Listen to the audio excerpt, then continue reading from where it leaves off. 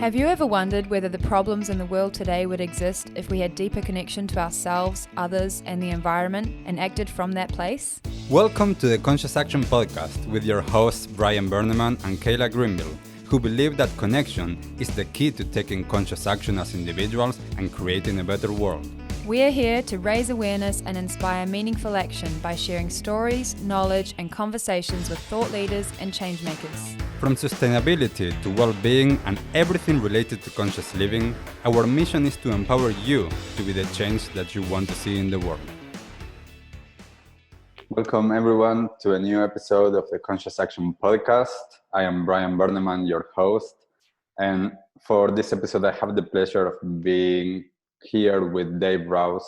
And first of all, thank you, Dave, for being here, for taking the time from your busy schedule to actually have a conversation with us here. And as I always do with all of our guests, I'm going to ask you, please introduce yourself. Thanks very much, Brian. I really appreciate it. So hi, everybody. Dave Rouse from Carbon Click. We're a New Zealand carbon offsetting business, which is on a mission to help make it easy for people to reverse climate change with a single click. Cool.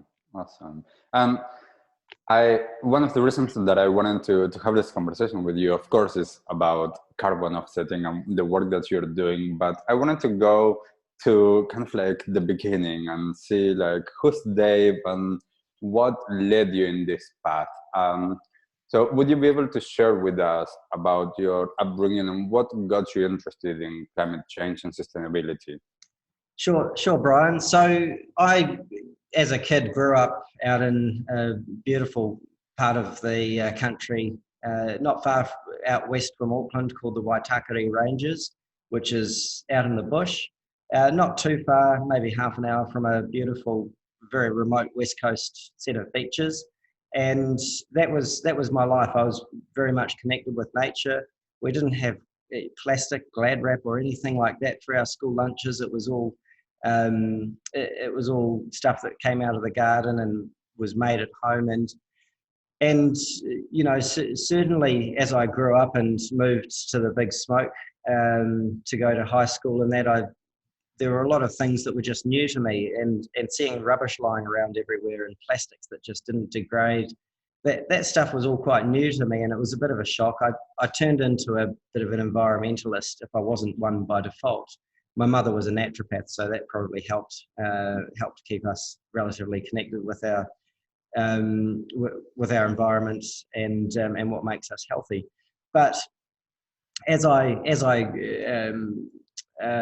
went through school and university and so on, I started seeing problems with sustainability of the way we were living. I got into business and really loved business, but again, I was always after triple bottom line profitability, making sure that people and our environment were looked after as much as our bank balances were looked after. So they were all equal weighting for me, and I could see the way that we were living was far beyond the means of the planet to support that long term. And I just didn't understand how something that seemed so obvious to me was something that people were so blind to in the business world, especially around me. So as I worked my way through businesses, I was fairly lucky with the success of a lot of those businesses, and got more involved in directorships and helping other companies, angel investing, and spent less time working and more time enjoying life. But I decided at one point about 6 years ago, I probably needed to do something to bring awareness to others, more so than just trying to lead by example. I set up a charity called Sea Cleaners, which was about educating people on single-use plastics and the hazard that they pose to the environment, particularly the marine environment, and trying to get people to waste less as well. So that was probably not the start of my philanthropic journey, but it was certainly a high point. I've focused all my investments the last 5 or 6 years towards sustainability, and now with Carbon Click, the opportunity came along to help get involved at the grassroots level and build a business from zero to actually help make it easier for people to reduce and offset their carbon footprints. And not only offsets, because carbon is just the currency of today, it's more about actually the restoration of the planet beyond carbon. So we look at biodiversity and social impacts well beyond just carbon offsetting. So it's not about planting a whole lot of pine that are of a high fire hazard and add very little biodiversity back to the planet, but maybe help climate change. It's more about restoring whole indigenous forests, and with clean energy, it's about things like water purification and replacing wood fire cook stoves, which also bring smoke and a lot of high lung cancer rates to those communities, into cleaner energy for them to be able to live healthy, drink healthy water, and eat healthy. So it's about that, and Carbon Click is a really good opportunity for us to do some serious good in the world, and to make it easy for people that are just starting on the sustainability journey to just with a simple click offset, and then they get a traceability receipt so they can see exactly where their offset dollar has gone, why the projects are so important, and also some tools like a calculator so they can understand their own carbon footprint and try and reduce their carbon footprint. Yeah, and that's amazing. And I think, it's so interesting to hear about your journey and to see, how we all, in a sense, grow up in a different environment with different conditions. And as you say, like growing up with a naturopath mother and being more, in touch with nature, and not already growing up with, all of, as you say, all of the plastics and all of the things that in perhaps the big cities in the Western world, like we are used to grow up with. I grew up with that. And it wasn't until later that I was like, okay, this is not good, but I didn't have that when I was a kid. And I think that it's such an amazing thing, like the work with sea cleaners. Like I've seen for the past few years here, the work that sea cleaners is doing in educating and actually helping cleaning our environment, and going with people and sharing that. And that's such an amazing thing. And as well, with carbon offsetting, I like for the last few years, this has been one of the most challenging topics that I've talked with so many people. It's like, oh, I'm reducing, I'm reducing the amount of plastics, or I'm going vegan around that. And the carbon conversation has always been like this, like people know enough, and it's like all of these credits and things like that. And it's like, okay, what do we do? But it's a big topic. So one of the things that I was interested with this is, how are you able to actually communicate the importance of people understanding? And I know that you do this both for businesses and for individuals. Is there a different approach that you take for educating in both, or is it the education part basically the same and just a different journey? Yeah, and it is different. The important thing to understand is everybody's at a different stage on the sustainability journey, and we can't judge that. People have been brought up different ways. Some of us, it's in our blood, it's in our DNA. We know what we need to do, and some of us just have no idea yet. So we can't take everybody on the same part of the journey at the same time. So we have to start really simple, but cater for people that are further on the journey. With businesses, that's exactly the same. There are some businesses that are just, consolidating courier pickups and things, and doing some really basic things and changing lights to LEDs. They're really early on the journey. And some businesses are plastic free. Look at great businesses like Ethique, for example, and what EcoStore are doing with their returning all their plastic bottles. They're very advanced in those journeys. And all we do for Carbon Clickers, we aim to enhance that so their customers can play a part in that sustainability journey by clicking a little green button on the checkout. Now, with businesses wanting to add that green button to their checkout. Some are doing it because the directors have said climate change is a risk and we need to be doing stuff. Some of them are doing it because they just want the green dollar to come their way. And some of them are doing it because they're all genuinely trying to do as much as they can. We need to help people at different levels, and people that are just doing it for money, that's what we call greenwashing, and customers are really quick to pick up on that. So we take them on a journey and we say, here's a qualification list. Are you qualified to offset? And if they're not taking steps to reduce and take themselves on that sustainability journey, then we say to them they can't offset. Certainly not with us. And that's really important, because they get rejected and locked out of a market until they're actually doing something.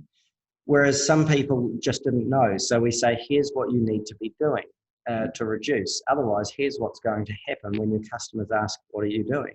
Yeah. So from a business perspective, that's how we approach it. And from a people perspective, some people know their carbon footprint and they just want to sign up to a plan where they can offset their carbon footprint with really valuable projects that help restore the planet.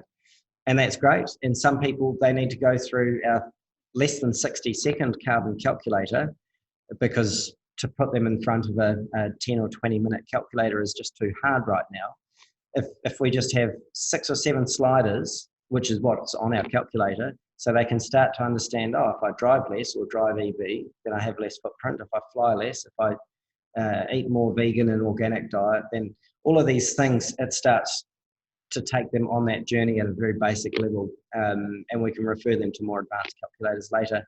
And then if they want, they can subscribe to a plan that suits roughly what their carbon footprint is. But it's all about helping to try and get money to those projects which are doing so much good for our planet, at the same time as encouraging people to reduce at the front end. Yeah, and I think that is one of the really important things. And for the last few years, I've been talking with people that are running like Mindful Money and Care Saver, the different ways that we can actually understand, like how can we bring money into these projects that are actually creating good and regenerating our natural spaces and actually helping us to offset what we are doing with the rest of our industries and the way that we're living. And that's such an important thing. And I did wanted to touch on what you were mentioning before about, the different businesses are in a different place. Do you feel like businesses understand, even the ones that do want to do this, do they understand actually that everything that they are doing, like shipping and like all of throughout their supply chain, that is creating carbon, and how they can offset that? Or for a lot of them, this is like, oh wow, like I didn't even think of that. Yeah, it is. A lot of businesses just didn't even consider how they are selling and how they can reduce their carbon footprint, how they can swap from air freight to sea freight, all of the things that they can communicate with their customers, how they can not shrink wrap everything before they put it in another plastic courier bag. There's so many things that they've just been brought up with as a habit that they just don't know yet. And that's the beautiful thing for us, is we can start to have an impact on businesses that just don't know. We've got lots of great sustainability consultants and agencies that we can refer them out to, but I think we do a good job of lifting their first leg up and getting them to take that first step, so that they're then in a better zone to be able to start going to more advanced processes with different environmental certifications out there. Yeah, and it's interesting because like carbon offsetting has been something that with airlines, like that has been, flying was kind of like, okay, that has a huge like carbon footprint, so then you can offset this. But now it's awesome to see that, in a sense, every single business has the possibility of actually doing it. that they can actually see like, oh, we are not flying, but we do have this. And I see this time, especially with COVID and everything that has been happening, how we are in a sense changing and becoming more and more aware, and some people and businesses are becoming more aware of the impact that they are having, and to see that, you know, money, as you were saying, the triple bottom line, like money is not everything. How have you seen for this year, especially with COVID and everything, how that impacted your business and businesses in general? Yeah, so our business was hugely impacted early on because we had focused too heavily in the airline airport space, because we'd had a lot of success there, very quickly after launching. That had consumed most of our focus and most of our bandwidth, and then that market completely collapsed. We had less than 10% of our income in April than we did in March, the month before. So we basically were wiped out and had to start again. But so did a lot of businesses, and we were very lucky that we've been able to pick up again to really solid growth in the e-commerce space. So as e-commerce grew very quickly with the COVID coming along, everybody that wasn't purchasing online was suddenly purchasing online after that. And with that comes a different set of carbon footprint. With that comes a lot more packaging footprint. And so we're now seeing just as greater awareness and need for offsetting in the delivery space and in the ordering online space as there was in the flying space. Yeah. And it's so interesting, as you were just saying, how for a lot of people, they started buying more online. I was seeing a lot of people around purchasing and getting, packages or deliveries every single day. And I'm like, wow, like that is like, in terms of the amazing that we have accessibility to all of this, and amazing that even through a pandemic, like businesses can still operate and everything, but people are ordering from here and from there and from there, and like it's like, like one meal from this place and then a t-shirt here, and it's like each of this is like transportation and, as you say, packaging, like that's huge. Yeah, absolutely. I mean, it would actually be more carbon efficient to order all of your online groceries once a week and have it delivered, because they're delivering 40, 50, 60 households at the same time, and they do it in an organized circuit, so it's less carbon footprint. But and that, in that sense, it makes a lot of sense, but that's not how we're shopping now. We've figured out how convenient it is. We've got things like Uber Eats to bring in one meal at a time, and it's great that these businesses have been able to react to on-demand purchasing. But as consumers, we've abused that. It's not just a fact of this is a treat here and there. This has become a way of life, and so we're ordering sometimes from the same shop multiple things in a week. So the packaging and carbon footprint associated with that versus how we used to live, we used to go down to the mall once every week and do our groceries shopping, do our other shopping at the same time, and collect everything all in one go and bring it home with us. And that's we've lost that now. We're unconscious consumers, and we've been trained into this world of convenience. Yeah, and this is something that, like in a lot of our events with conscious action that I talk about, is this understanding of being more of a conscious consumer and understanding the impact of every purchase decision that we're making, understanding how to vote with our dollar, and understanding that at some point as well, we do need the convenience and that it's okay. But then it's being in a sense, like now, for example, for individuals, that if you went for the convenience thing, that it's perfectly okay. Now you can go to Carbon Click and offset that. Yeah, so that the risk is that people try and offset their guilt. So we try and put a lot of effort into educating people about the projects, about the planet, about what we need to do to restore it, so that they are purchasing more from single suppliers, which is more efficient for the suppliers as well. They make a lot more money packaging 10 of the same item into one box than one item into 10 different boxes. So it's far more sustainable from everybody's perspective. If they do that and then offset, so they reduced first and then offset what can't be reduced, that's the message that we have to maintain front of mind, so that people don't just offset to remove their guilt.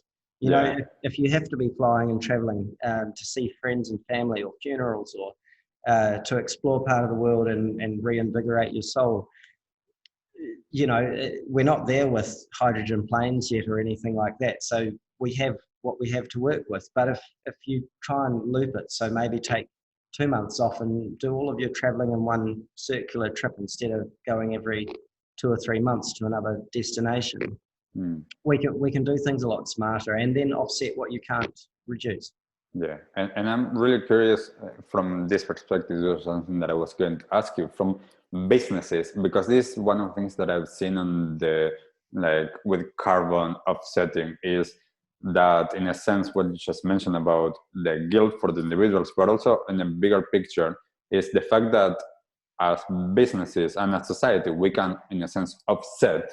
Then we are doing all of these things.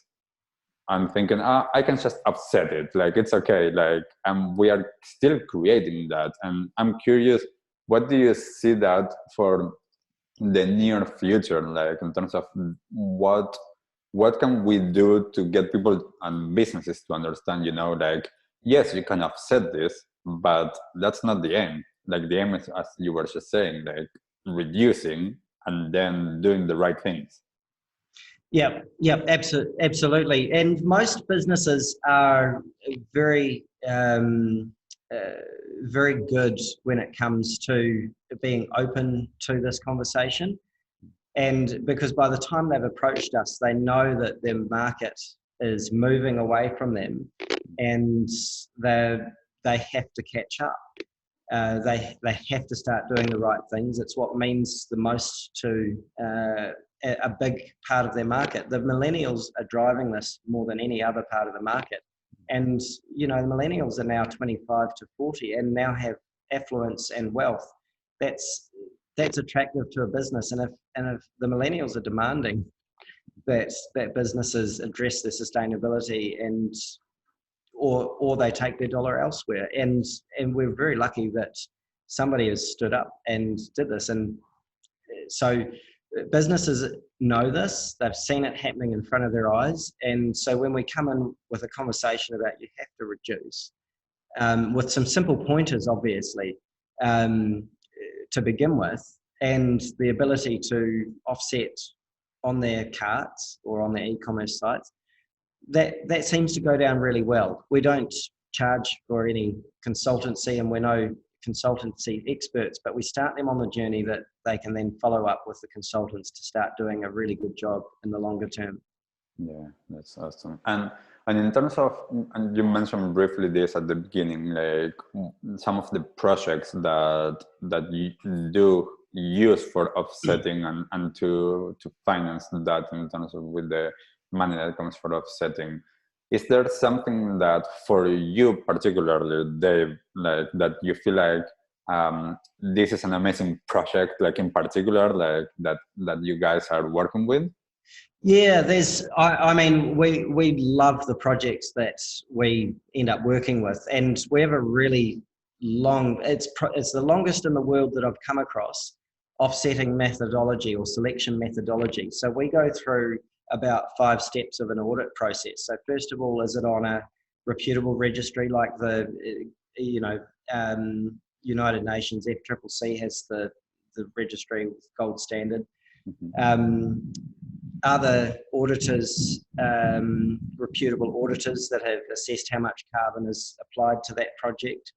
And then what's the biodiversity or social impact improvement? Is it resilient for the future? So the crops that they're planting, are they resilient to climate change? And do they have good management practices in place, or is it going to be a breeding ground for pests to disperse beyond that forest? So Arawera is a really cool project, which is a native reforestation project down in the Taranaki region of New Zealand. I love that one.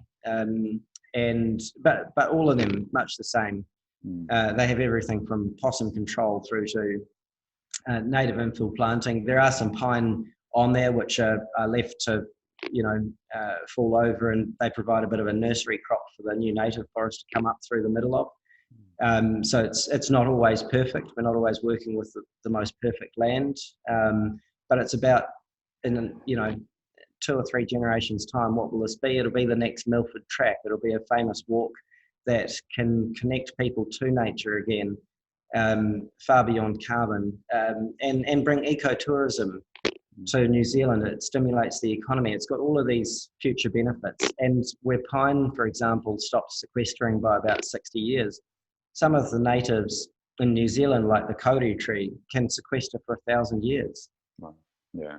Wow, that's such an amazing project. And talking about, as you were just saying, like talking future oriented and climate change, are you on and I assume, but I just wanted to ask, what do you see for the next few years? And are you hopeful? Are we going in the right direction, or do we need to, change everything? Sorry, say that again. For the future, with climate change, do you think that we are in the right direction now with everything that we're doing? Are you hopeful? I am hopeful. I think we would have been in a much worse position if COVID hadn't come. I think it was needed. My heart goes out to those who have been affected by it. Our business was affected by it. Fortunately, I know people that have had COVID, but fortunately no deaths from it. But I think Mother Nature needed this to happen. It's given us some inspiration. It's shown us how quickly some of these waters can clear, some of the skies can clear. There's a generation in Nepal who didn't know Mount Everest existed other than reading about it, who've now been able to see it. Yeah. And for it to be locked away for a whole generation until now, these are some pretty stimulating opportunities or catalysts for change, which we haven't seen before. And only when things are slowed right down, sometimes can it be easy to change the direction. If you think of, we were a ship like the Titanic heading towards the iceberg, when it's stopped, it's very easy to redirect.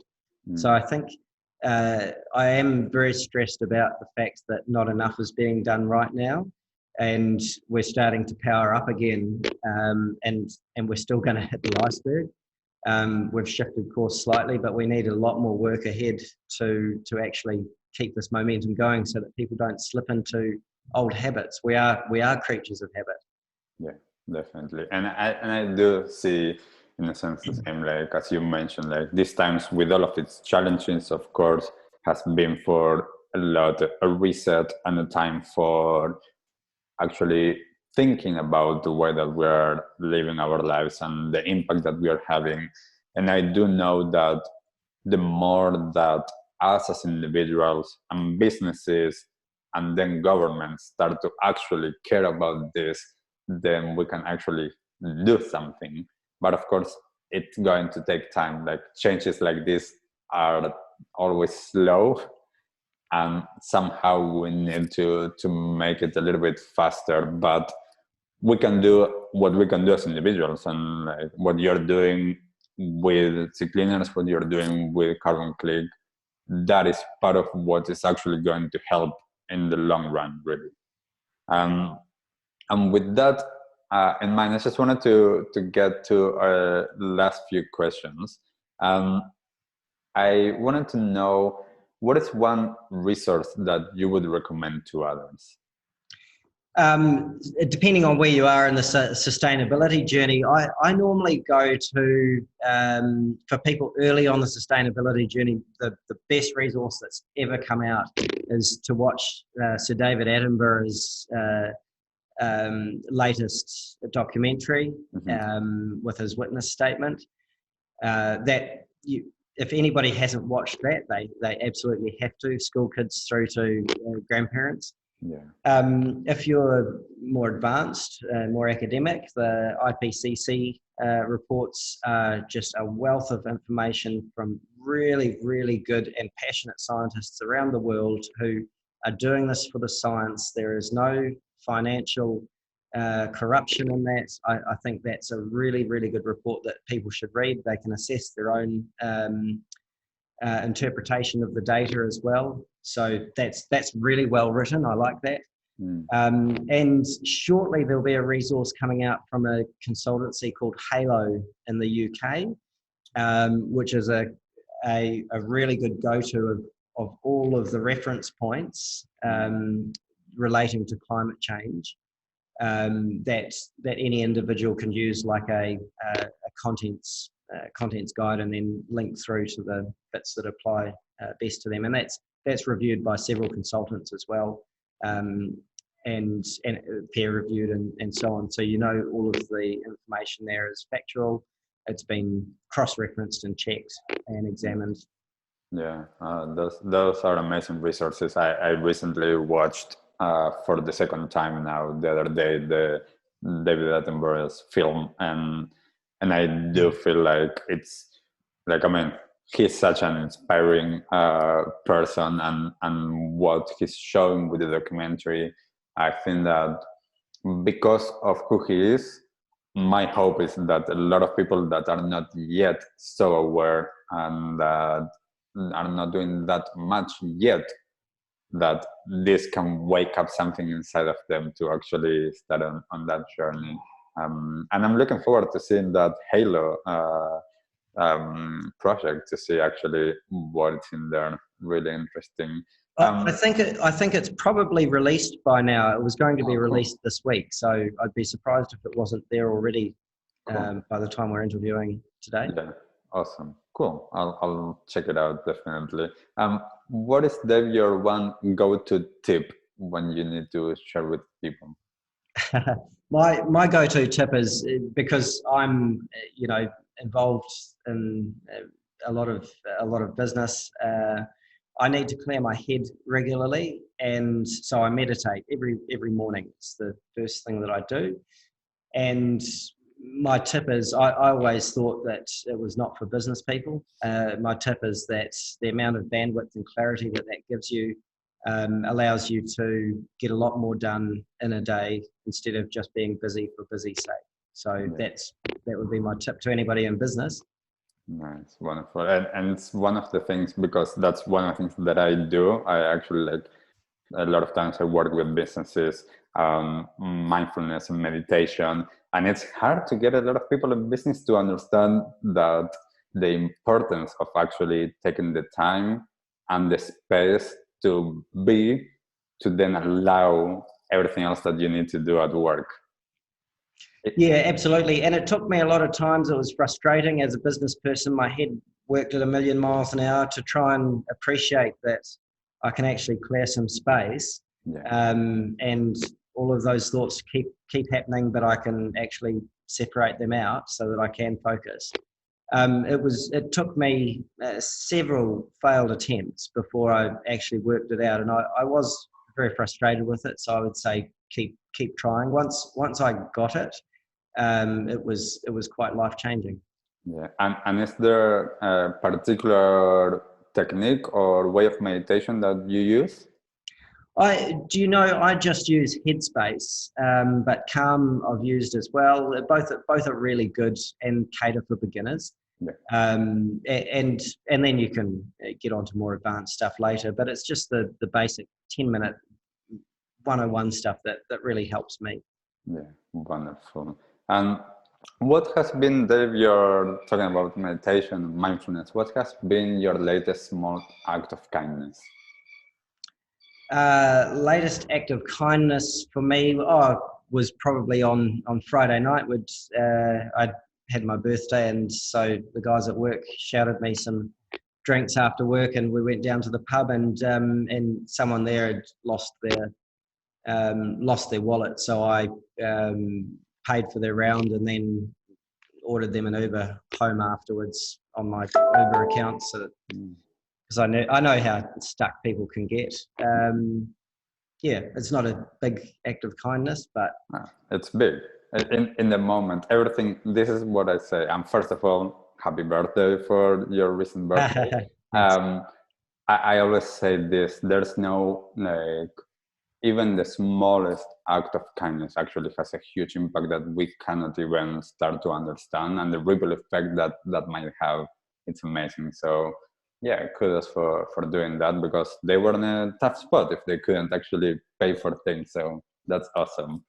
Well, it's just I when they couldn't pay for their round because they'd lost their wallet, I just, I felt, instead of going to all of their workmates and trying to ask somebody for a lift home, I figured I'm already doing something. Why not say, look, when you need to go home, I'll put it on my Uber account. Nice, wonderful. And what is the one thing, Dave, that you wish everyone in the world knew?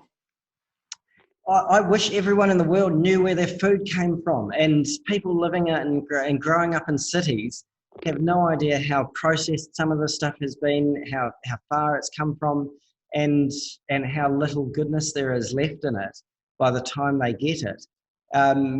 That's one thing I just wish they knew, what goes into most of the products they're buying off the supermarket shelves.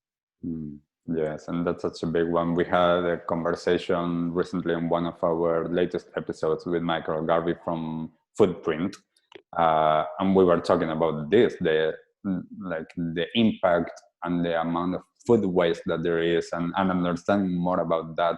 That's such an amazing point. And as well, the better decisions that we make in terms of how we get our food. Also, we're reducing potentially our carbon footprint very drastically. Like, I buy everything from the farmers market, the local farmers market, organic food as much as possible, and whatever grows in my garden. My footprint with that is not that big. Yeah. Yeah, no, and well done. And most people don't understand the farming practices that are unsustainable as well, that go into, they think, it's come from a potato farm. Well, it's not, if it's not an organic potato farm, it's, you're probably sterilizing all of the soil and leaving it a wasteland for future generations. Yes. There's so much to consider. I just wish people knew, from growing the food to how it's processed to how it ends up basically on their plate. I wish people were more conscious of that. Yeah, wonderful. And lastly, Dave, how can people find you, and how can people get involved in offsetting their carbon footprint? Just visit carbonclick.com, and there's a business section and an individuals section. In the individuals section, there's our really cool little calculator. So less than 60 seconds, you can find out your carbon footprint with about 85% accuracy. And for business, there's all of the tools there as well to offer offsets at the point of sale on your e-commerce site, and all of our contact details as well. Awesome, cool. And thank you so much, Dave, for being here, talking with us and sharing what you're doing. And I do hope that more and more people and businesses get on board with offsetting using Carbon Click, and hopefully we can actually speed up our regeneration, because we really need it. So thank you once again, Dave, for being here with us. And thank you everyone for listening to this episode. And if you have learned something from this episode, I do want to hear from it. So comment on the episode. And if there is something that you can do, is go to Carbon Click, check it out, and click there. And I'll have the link on the episode notes. So thank you very much, everyone, and see you next time. Bye. Thanks, everyone. Thanks, Brian. What did you like the most about this episode? Take a moment to think about what change you can make in your life today. Share your conscious action on social media using #ConsciousAction and tagging @ConsciousActionNZ so we can celebrate your impact on the world and create a ripple effect. One easy action we would love for you to take right now is to share, like, and subscribe to this podcast. This will help us get these messages out into the world and inspire more people to take conscious action in their own lives, contributing to the better world we hope for.